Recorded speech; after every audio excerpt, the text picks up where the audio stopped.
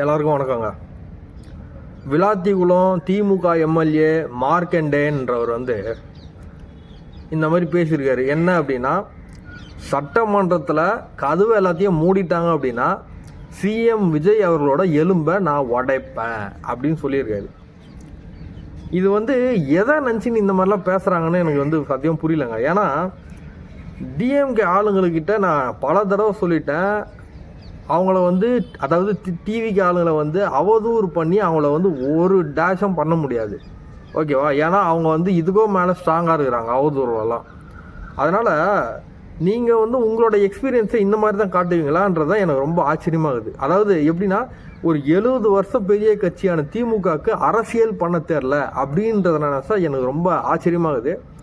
So அதனால் அந்த மாதிரி எப்படி அவங்க பேசுகிறாங்கன்னு எனக்கு தெரிய மாட்டேங்குது. அட்லீஸ்ட் அந்த ஏஜ், அவங்களோட வயசுக்காச்சு மரியாதை கொடுக்கணும். இல்லை இவங்க வயசுக்காச்சு என்னடா நம்மளுக்கு இவ்வளோ வயசு ஆகுது, நம்ம போய் இப்படி பேசுகிறோமே அப்படியாச்சு அவங்களுக்கு தோணணும். அதுவும் தோண மாட்டேங்குது.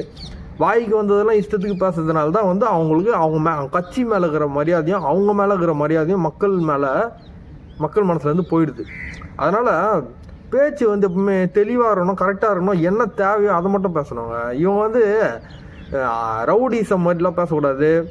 அப்படியே என்னவோ கண்ட்ரோல் பண்ணுற மாதிரி சிஎம் போய் அப்படியே பேசுவாங்க. கொஞ்சமாச்சும் ஒரு நியாயம் வேணாமா? இதனால தான் போலீஸ் தூக்கின்னு பிடிச்சின்னு போயிட்டாங்க. இது தேவையா? இதெல்லாம் சொல்லுங்க பார்க்கலாம்.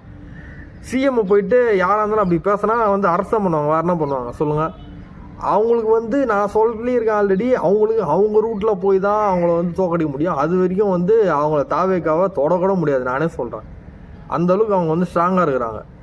ஸோ அவங்கள எந்த வழியில் போனால் அவங்கள ஜெயிக்கலாம் அப்படின்றத யோசிக்கணும், அந்த அரசியலை யோசிக்கணும்.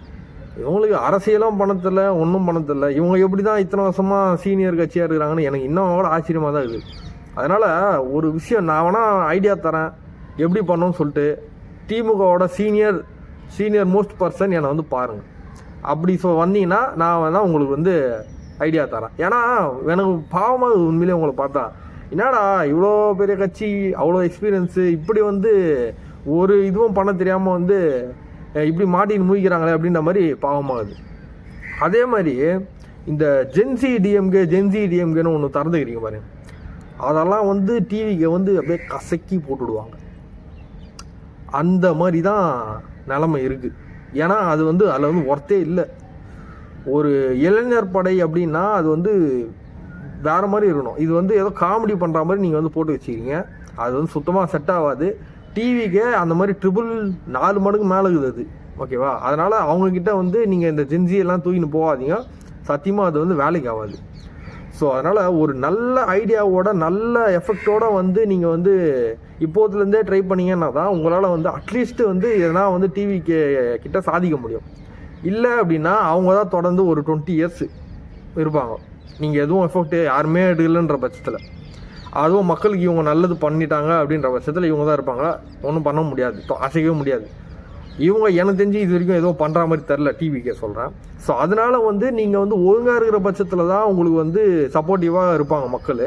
நீங்கள் இந்த மாதிரிலாம் சொதப்பி நின்றீங்கன்னா, எதுவுமே ஒழுங்காக பேசாமல் இந்த மாதிரி அவதூறு பரப்பின்னு இந்த மாதிரிலாம் காமெடி பண்ணின்னு சுற்றி நின்றீங்க அப்படின்னா உங்களுக்கு எப்படி ஓட்டு போடுவாங்க சொல்லுங்க பார்க்கலாம்?